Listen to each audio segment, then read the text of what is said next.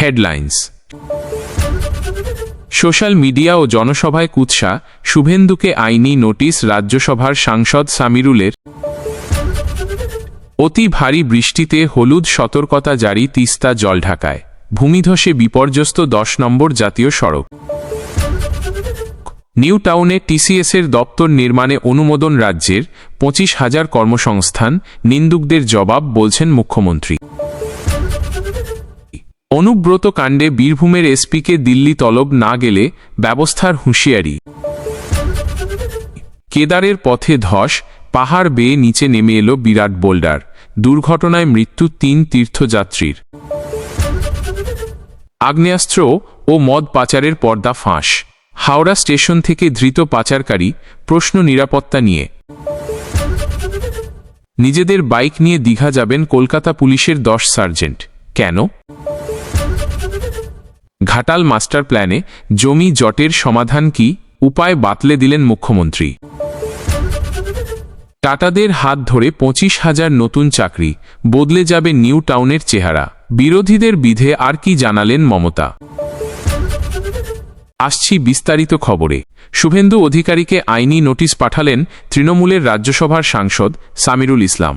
রাজ্যসভার সাংসদ সামিরুল ইসলাম বিরোধী দলনেতা শুভেন্দু অধিকারীকে একটি আইনি নোটিশ পাঠালেন।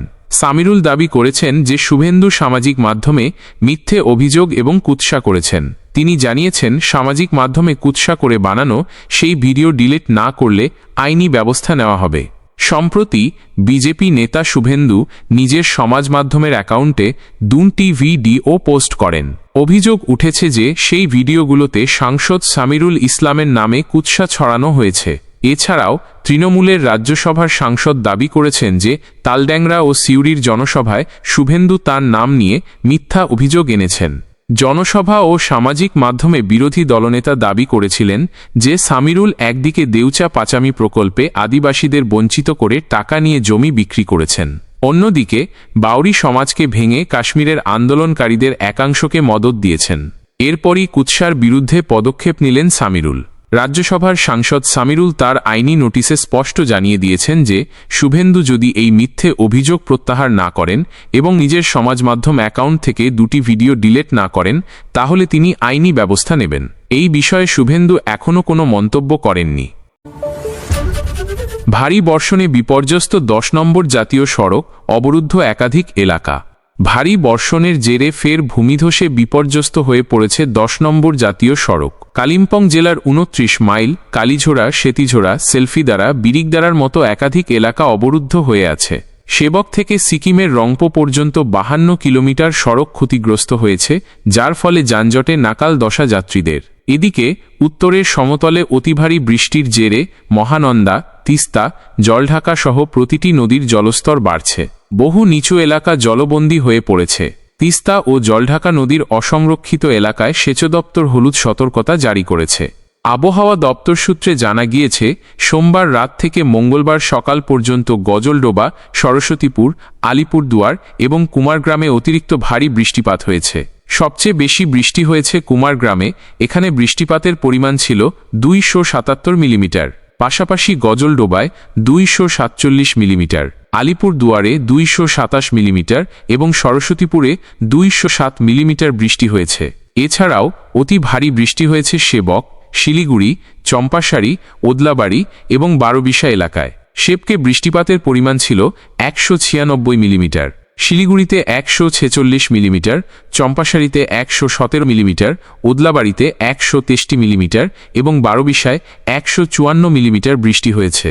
দার্জিলিং ও কালিম্পং পাহাড়ের কিছু অংশে অতিরিক্ত ভারী বর্ষণ হয়েছে, যার জেরে 10 নম্বর জাতীয় সড়কের একাধিক জায়গায় ভূমিধস দেখা গিয়েছে।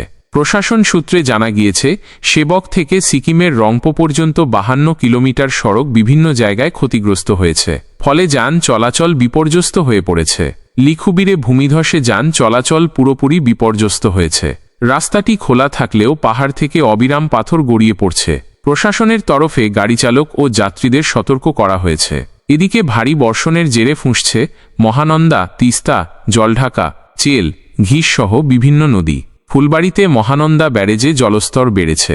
আগামী শুক্রবার দার্জিলিং এবং কালিম্পং জেলাতে অতি ভারী বৃষ্টি হতে পারে। শনিবার দার্জিলিং, কালিম্পং, আলিপুরদুয়ার, কোচবিহার, জলপাইগুড়ি জেলায় বিক্ষিপ্তভাবে অতি ভারী বৃষ্টির সম্ভাবনা প্রবল। নিউ টাউনে টিসিএসের নতুন দপ্তর, মুখ্যমন্ত্রীর চোখে যোগ্য জবাব। নিউ টাউনের সিলিকন ভ্যালিতে টিসিএস তাদের নতুন দপ্তর খুলছে। মঙ্গলবার সরকারিভাবে তথ্যপ্রযুক্তি সংস্থার দপ্তর নির্মাণে ছাড়পত্র দিল এনকেডিএ। টিসিএসের নতুন দপ্তরের প্রথম পর্যায়ের নির্মাণের অনুমোদনের পর সোশ্যাল মিডিয়ায় মুখ্যমন্ত্রী মমতা বন্দ্যোপাধ্যায় দাবি করলেন, যারা প্রতিনিয়ত বাংলাকে বদনাম করার চেষ্টা করছে, এটা তাদের জন্য যোগ্য জবাব। টাটা কনসালটেন্সি সার্ভিসেস নিউ টাউনের সিলিকন ভ্যালিতে মোট 24 লক্ষ বর্গফুটের দপ্তর তৈরি করবে। এই অফিস ক্যাম্পাসের প্রথম পর্যায়ের নির্মাণ পরিকল্পনায় অনুমোদন দিয়েছে new town Kolkata development authority. তারপরই সোশ্যাল মিডিয়ায় মুখ্যমন্ত্রী লিখলেন, আমি আনন্দের সঙ্গে জানাচ্ছি, এনকেডিএ বেঙ্গল সিলিকন ভ্যালিতে 20 একর জমির উপর টিসিএসের নতুন দপ্তর তৈরি হবে। প্রথম পর্যায়ে 11 তলা অফিস টাওয়ার সহ 9 লক্ষ বর্গফুটের বিশ্বমানের পরিকাঠামো তৈরি করা হবে। তাতে 5,000 জনের কর্মসংস্থান হবে। দ্বিতীয় পর্যায়ে আরও 15 লক্ষ বর্গফুট স্থান সংযুক্ত হবে, যার ফলে আরও 20,000 কর্মসংস্থান হবে। সব মিলিয়ে 24 লক্ষ বর্গফুট স্থান থাকবে এবং 25,000 সরাসরি কর্মসংস্থানের সুযোগ তৈরি হবে। মুখ্যমন্ত্রীর বক্তব্য, যারা বাংলাকে ক্রমাগত বদনাম করে চলেছে, যারা বাংলাকে তাচ্ছিল্যের চোখে দেখে, টিসিএসের এই নতুন ভবন তাদের জন্য যোগ্য জবাব। সোশ্যাল মিডিয়ায় মমতার বার্তা, বাংলা মানেই ব্যবসা। যারা নিয়মিত বাংলাকে অপমান করেন, আমরা তাদের কাছে কর্মদক্ষতার নজির দেখালাম। আজ গোটা বিশ্ব আমাদের কাজের অগ্রগতিতে নজর রাখছে। অনুব্রত মণ্ডলের মামলায় বীরভূমের দিল্লিতে তলব করল জাতীয় মহিলা কমিশন। অনুব্রত মণ্ডল বোলপুর থানার আইসির বিরুদ্ধে নানা অভিযোগ করেছিলেন। সেই সঙ্গে বোলপুরের কদর্য ভাষায় তৃণমূল নেতা ফোনে আক্রমণও করেছিলেন। এই ঘটনায় এবার বীরভূমের সশরীরে ডেকে পাঠানো হল দিল্লিতে। আগামী 1 জুলাইয়ের মধ্যে তাকে হাজিরা দিতে বলা হয়েছে। জাতীয় মহিলা কমিশন এই তলব করেছে। অনুব্রত মণ্ডলের বিরুদ্ধে দায়ের করা মামলার তদন্তে অনীহার অভিযোগে জাতীয় মহিলা কমিশন বীরভূমের পুলিশ সুপারকে তলব করেছে। এসপি আইপিএস অমনদীপকে 1 জুলাই নয়াদিল্লিতে কমিশনের অফিসে সশরীরে উপস্থিত থাকার নির্দেশ দেওয়া হয়েছে। জাতীয় মহিলা কমিশন জানতে চেয়েছিল, কেন থানার সাইটে এফআইআরের কপি আপলোড করা হয়নি, তাতে মানুষ জানতে পারবে পুলিশ এই ঘটনায় কোন কোন ধারায় মামলা রুজু করেছে। কিন্তু পুলিশের তরফ থেকে যে রিপোর্ট দেওয়া হয়েছিল, তাতে সেই উত্তর এড়িয়ে যাওয়া হয়েছে বলে সূত্রের খবর। এই কারণেই এসপিকে হাজিরার নির্দেশ। হাজিরা না দিলে আইনানুগ ব্যবস্থা নেওয়ার ক্ষমতা রয়েছে জাতীয় মহিলা কমিশনের। কেন অনুব্রত মণ্ডলের ফোন বাজেয়াপ্ত করা হয়নি, সেই প্রশ্নেরও উত্তর চেয়েছে কমিশন।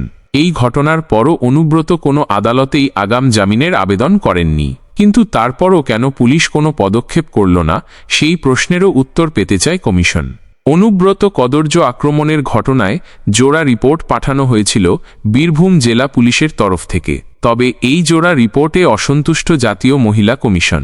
তাই এবার সশরীরে বীরভূমের পুলিশ সুপারকে হাজিরার নির্দেশ দিয়েছে মহিলা কমিশন। 1 জুলাই বেলা 12টার মধ্যে দিল্লিতে হাজিরার নির্দেশ দেওয়া হয়েছে। এসপি না আসতে পারলে কেবলমাত্র বোলপুরের অতিরিক্ত এসপি বা বোলপুরের এসডিপিওকে আসতে হবে। সূত্রের খবর, একাধিক নথি নিয়ে আসতে বলা হয়েছে দিল্লিতে। না এলে আইনানুগ ব্যবস্থার হুঁশিয়ারিও দেওয়া হয়েছে। প্রসঙ্গত, গত মাসের শেষের দিকে একটি অডিও সামনে আসে, যা নিয়ে তোলপাড় হয় রাজ্য রাজনীতি। যে অডিওতে শোনা যায় বোলপুরের কদর্য ভাষায় গালিগালাজ করছেন অনুব্রত মণ্ডল।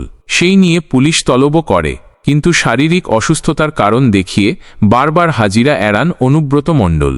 জুন মাসের 5 তারিখ হাজিরা দেন অনুব্রত, তবে 90 মিনিট জিজ্ঞাসাবাদের পরই বেরিয়ে আসেন। অনুব্রতর ভাইরাল হওয়া অডিওটিতে আইসির মা স্ত্রীকে নিয়ে কুকথা বলতে শোনা যায়। ওই কাণ্ডে জাতীয় মহিলা কমিশন জেলা পুলিশের কাছে রিপোর্ট চায়। জেলা পুলিশ সুপার রিপোর্ট পাঠান, কিন্তু তাতে সন্তুষ্ট হয়নি মহিলা কমিশন। ফের চিঠি পাঠায় কমিশন। চিঠিগুলিতে প্রশ্ন তোলা হয়, আইসি লিটন দাসের ফোন বাজেয়াপ্ত করা হলেও কেন অনুব্রত মণ্ডলের ফোন বাজেয়াপ্ত করা হয়নি? অনুব্রতের বিরুদ্ধে জামিন অযোগ্য ধারায় অভিযোগ দায়ের করা হলেও কেন কেষ্ট বাইরে ছিলেন দীর্ঘদিন? চারধাম যাত্রায় প্রাকৃতিক দুর্যোগে বড় বিপর্যয়, 3 জনের মৃত্যু, 1 জন নিখোঁজ। উত্তরাখণ্ডে ভারী বৃষ্টিতে চারধাম যাত্রায় নেমে এলো এক বড় বিপর্যয়। যমুনোত্রী ও বদ্রীনাথের একাধিক জায়গায় ধস নামল। এই ভয়ঙ্কর দুর্ঘটনায় ৩ জন তীর্থযাত্রীর মৃত্যু হয়েছে এবং একজন এখনও নিখোঁজ। আহত হয়েছেন আরও ৩ জন। খবর পাওয়া মাত্রই ঘটনাস্থলে পৌঁছাল রাজ্য বিপর্যয় মোকাবিলা বাহিনী, জাতীয় বিপর্যয় মোকাবিলা বাহিনী এবং স্থানীয় পুলিশ। যুদ্ধকালীন তৎপরতায় শুরু হয়ে গেল উদ্ধার কাজ। গত কয়েকদিন ধরেই উত্তরাখণ্ডে ভারী বৃষ্টি হয়ে চলেছে। এর জেরে যমুনোত্রীর পথে বিকেল ৪টে নাগাদ ভৈরব মন্দিরের কাছে নৌকাঁচি এলাকায় ধস নামল। জায়গাটা কেদারনাথ মন্দির থেকে ১.৫ কিলোমিটার দূরে অবস্থিত। বড়সড় পাথর ও বোল্ডার পাহাড়ের ঢাল গড়িয়ে নিচে নেমে আসলো। এই ভয়ঙ্কর দুর্ঘটনায় অনেকেই পাথর ও মাটির নিচে চাপা পড়ে গেলেন। এর জেরে সাময়িকভাবে যাত্রা বন্ধ হয়ে গেল। মুম্বইয়ের তীর্থযাত্রী রসিককে ইতিমধ্যেই ধ্বংসস্তূপের নিচ থেকে আহত অবস্থায় উদ্ধার করা হল। তিনি বর্তমানে জানকিচট্টির প্রাথমিক স্বাস্থ্যকেন্দ্রে ভর্তি রয়েছেন এবং তার অবস্থা স্থিতিশীল বলে জানা গেল। রসিক জানালেন, দিল্লি থেকে ১২ বছরের ভাবিকা নামের এক শিশুসহ ২ তীর্থযাত্রী দুর্ঘটনায় নিখোঁজ হয়েছিলেন। তাদের মধ্যে একজনের মৃতদেহ প্রথমে উদ্ধার হল। এরপর বালিকার দেহ উদ্ধার করা গেল। পরবর্তীতে আরও একজন অজ্ঞাত পরিচয় ব্যক্তির দেহ উদ্ধার করা হল। বিহার থেকে রাজ্যে বড়সড় অস্ত্র পাচারের চক্রান্ত ফাঁস। অভিনব কায়দায় মদ পাচার হচ্ছিল বিহারে। বিহার থেকে রাজ্যে বড়সড় এক অস্ত্র পাচারের চক্রান্ত ফাঁস হল। পাশাপাশি রাজ্য থেকে এক অভিনব পদ্ধতিতে মদ পাচার করা হচ্ছিল সেই বিহারে। এই দুটি পাচারই হতো রেলপথে। হাওড়া স্টেশন থেকে হচ্ছিল অস্ত্র পাচার। 2 পাচারকারীকে ধরার পর পর্দাফাঁস করল এসটিএফ। এই ঘটনায় স্টেশনের নিরাপত্তা নিয়েও প্রশ্ন উঠছে। সূত্রের খবর, হাওড়া স্টেশন থেকে এক ব্যক্তিকে ধরে গুলি ভর্তি বেশ কিছু আগ্নেয়াস্ত্র উদ্ধার করল রাজ্য এসটিএফ। প্রাথমিক তদন্তের পর জানা গেল, ধৃত মোহাম্মদ মহতাব বিহারের আকবরনগরের বাসিন্দা। উদ্ধার হয়েছে 2টি পাইপগান ও 42টি 8mm কার্তুজ। এসটিএফের হাতে ধরা পড়া ওই পাচারকারী রাজ্যের একাধিক জায়গায় অস্ত্র পাচার করার পরিকল্পনা করেছিল। ট্রেনে করে রাজ্যে অস্ত্র পাচার, তাও আবার হাওড়ার মতো স্টেশন দিয়ে হওয়ায় যাত্রীদের নিরাপত্তা নিয়েও প্রশ্ন উঠল। হাওড়া স্টেশনের নিরাপত্তায় আরপিএফের 4টি পোস্ট ও জিআরপির 2টি থানায় 5 নিরাপত্তা কর্মী থাকা সত্ত্বেও অস্ত্র পাচারকারীরা কিভাবে এই স্টেশনে সক্রিয় তা নিয়েও প্রশ্ন তুলল প্রশাসন। এসটিএফ জানালো, তাদের কাছে খবর থাকায় দল বেঁধে ওঁত পেতেছিল হাওড়া স্টেশনে। ট্রেনের শৌচালয়ের দেওয়ালের প্লাই খুলে তাতে মদের বোতল ঢুকিয়ে বিহারে পাচার হচ্ছে বলে অভিযোগ উঠেছিল। এদিকে গতকাল সোমবার ব্যান্ডেল থেকে জয়নগর এক্সপ্রেসে উঠল প্রচুর বিয়ারের ক্যান। ট্রেনটির শৌচালয়ের প্লাই স্ক্রু ড্রাইভার দিয়ে খুলে তার মধ্যে প্রচুর পরিমাণ বিয়ারের ক্যান ঢোকানোর সময় আরপিএফের সিআইবির আধিকারিকরা এক ব্যক্তিকে ধরে ফেলল। পাচারকারীর নাম বিশাল রায়। সে ব্যান্ডেলের বাসিন্দা। ধৃতকে বর্ধমানে আরপিএফ নামিয়ে নিল। ধৃত বিশাল জানালো, হাওড়া স্টেশনের নজর এড়াতে ব্যান্ডেল থেকে পাচার করা হচ্ছিল মদ। তার থেকে আটক করা হয়েছে প্রচুর বিয়ারের ক্যান। দীঘার রথযাত্রায় এবার মুখ্যমন্ত্রী। যানজট সামলাতে রাস্তায় থাকবে কলকাতা পুলিশ। হাতে আছে আর 3 দিন, তারপরই রথ। কিন্তু এবারটা আলাদা। মহা ধুমধামের সঙ্গে দীঘার জগন্নাথ মন্দিরে এবার পালিত হবে রথযাত্রা। খোদ মুখ্যমন্ত্রী থাকবেন সেখানে। সেই কারণে বড় সিদ্ধান্ত নিল কলকাতা পুলিশ। দীঘার রথযাত্রা উৎসবে ভক্তদের ভিড় সামাল দিতে রাস্তায় থাকবে কলকাতা পুলিশ। রাজ্য পুলিশের সঙ্গে রাস্তায় থাকবেন কলকাতা পুলিশের ট্রাফিক বিভাগের সার্জেন্টরা।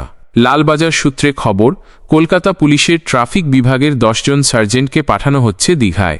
আগামীকাল অর্থাৎ 25 তারিখ সকালে কলকাতা থেকে দীঘার উদ্দেশ্যে নিজেদের গাড়ি বাইক নিয়ে রওনা হবেন এই 10 জন সার্জেন্ট। আগামী 27 জুন পর্যন্ত তারা দীঘাতেই ডিউটি করবেন। রথযাত্রা উৎসবে মুখ্যমন্ত্রী নিজে দীঘায় উপস্থিত থাকবেন। পাশাপাশি প্রচুর ভক্ত সমাগম হবে বলেই অনুমান পুলিশ কর্তাদের। সেই কারণে যানজট যাতে তৈরি না হয়, সুষ্ঠুভাবে যাতে ট্রাফিক পরিচালিত হয়, সেই উদ্দেশ্যেই এই বিশেষ ব্যবস্থা বলেই সূত্রের খবর। কলকাতা পুলিশ সূত্রে খবর, যে 10 জন সার্জেন্ট যাবেন দীঘায়, তারা আবার 28 তারিখ কলকাতায় ফিরে আসবেন। এই আধিকারিকরা সকলেই নিজেদের ব্যবহৃত মোটর বাইক নিয়ে পূর্ব মেদিনীপুর জেলা পুলিশ সুপারের কাছে রিপোর্ট করবেন। ঘাটাল মাস্টার প্ল্যান নিয়ে মুখ্যমন্ত্রীর বিবৃতি। জমি জট থেকে কাজ শেষের সময়সীমা জানালেন তিনি। ভরা বর্ষার মরশুমে ঘাটাল সহ মেদিনীপুরের বিস্তীর্ণ এলাকা প্লাবিত। প্রতি বছরের মতো এবারও জনযন্ত্রণায় আমজনতা। প্রশ্ন উঠছে, ঘাটাল মাস্টার প্ল্যান বাস্তবায়নের কাজ তো শুরু হলো, কিন্তু কতটা এগুলো সেই কাজ? কতদিনই বা এই জলযন্ত্রণা সইতে হবে? এই নিয়ে ঘাটাল তৃণমূল বিজেপি চাপানুতরও শুরু হল। এই পরিস্থিতিতে ঘাটাল মাস্টার প্ল্যান নিয়ে বিধানসভায় বিবৃতি দিলেন মুখ্যমন্ত্রী মমতা বন্দ্যোপাধ্যায়। কত সময় লাগবে কাজ শেষ হতে, জমি জট হলেই বা সমাধান কি, তার সবটাই জানালেন তিনি। কেন্দ্রকে দুষলেন মুখ্যমন্ত্রী। কেন্দ্রকে দুষে মুখ্যমন্ত্রী বললেন, ঘাটাল মাস্টার প্ল্যান করার কথা অনেক আগে, তা তো করেইনি, আমরাই কাজ শুরু করেছি। 1500 কোটি টাকা খরচ হবে, 2 থেকে 3 বছর সময় লাগবে। মানসদা তো কেলেঘাই কপালেশ্বরী প্রকল্পের জন্য 20 বার চিৎকার করেছেন, তাও ওরা করে দেয়নি। আমরাই সেই কাজ করেছি, এখনও ঘাটালও করছি। এতে মেদিনীপুরের মানুষের ভালো হবে, বর্ষার সময় আর জলে ভাসতে হবে না। কাজ এগোরো। ঘাটাল মাস্টার প্ল্যান বাস্তবায়নের ক্ষেত্রে জমি সমস্যার অভিযোগ উঠল মাঝে মধ্যে। এদিন মুখ্যমন্ত্রী জানালেন, জমি নিয়ে সমস্যা তৈরি হলে প্ল্যানটা একটু ঘুরিয়ে দিন, তাহলেই তো মিটে যায়। অন্যান্য জল প্রকল্প নিয়ে মুখ্যমন্ত্রীর ক্ষোভ। এদিন বিভিন্ন কেন্দ্রের বিভিন্ন জল প্রকল্প নিয়েও উৎসাহ প্রকাশ করলেন মুখ্যমন্ত্রী। সিকিমে 14টি জলপ্রকল্প করে তিস্তার গতিরোধ নিয়ে তিনি বললেন, তিস্তার শ্বাস বন্ধ করে দেওয়া হলো। বর্ষার মরশুমে সিকিম থেকে জল ঢুকছে বাংলায়, নেপাল থেকেও জল ঢুকছে। ভুটানের সঙ্গে যে আন্তর্জাতিক জল কমিশন রয়েছে, সেই ভারত ভুটান আন্তর্জাতিক জল কমিশনে বাংলার প্রতিনিধি না থাকা নিয়েও ক্ষুব্ধ মমতা। তার মতে বাংলার প্রতিনিধি থাকা উচিত। নিউ টাউনে টিসিএসের নতুন অফিস ক্যাম্পাসের বিল্ডিং প্ল্যান অনুমোদন পেল। নিউ টাউনে টাটা কনসালটেন্সি সার্ভিস টিসিএসের নতুন অফিস ক্যাম্পাস নির্মাণ প্রক্রিয়া আরও এক ধাপ এগুলো। বেঙ্গল সিলিকন পার্কে টিসিএসের প্রস্তাবিত নতুন অফিস ভবনের বিল্ডিং প্ল্যান অনুমোদন করল new town Kolkata development authority. মঙ্গলবার এক্স হ্যান্ডেলে পোস্ট করে এই খবর জানালেন মুখ্যমন্ত্রী মমতা বন্দ্যোপাধ্যায়। মুখ্যমন্ত্রী জানালেন, প্রায় 20 একর জায়গার উপরে টিসিএসের এই নতুন অফিস ভবন তৈরি হবে। মুখ্যমন্ত্রী জানালেন, প্রথম পর্যায়ে 12 তলার অফিস ভবন নির্মাণ করবে টিসিএস কর্তৃপক্ষ। সব মিলিয়ে 9 লক্ষ বর্গফুট জায়গা থাকবে বিশ্বমানের এই বহুতল ভবনে। প্রায় 5000 কর্মসংস্থান হবে টিসিএসের এই নতুন অফিস ভবনে। দ্বিতীয় ধাপে 15 লক্ষ বর্গফুট জায়গা নিয়ে আরও একটি বহুতল নির্মাণ করবে টিসিএস। সেখানে আরও 20,000 মানুষের কর্মসংস্থান হবে বলে জানালেন মুখ্যমন্ত্রী। সব মিলিয়ে বেঙ্গল সিলিকন পার্কে টিসিএসের এই নতুন ক্যাম্পাসে 25,000 কর্মসংস্থান হওয়ার কথা। এই ঘোষণা করার সঙ্গেই বিরোধীদেরও নিশানা করলেন মুখ্যমন্ত্রী।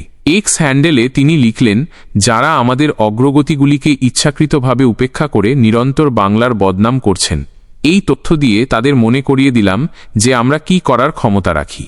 উদ্ভাবনী শক্তি, বিনিয়োগ এবং সবাইকে নিয়ে বৃদ্ধির কেন্দ্রবিন্দু এখন বাংলা। গোটা বিশ্ব তা প্রত্যক্ষ করছে।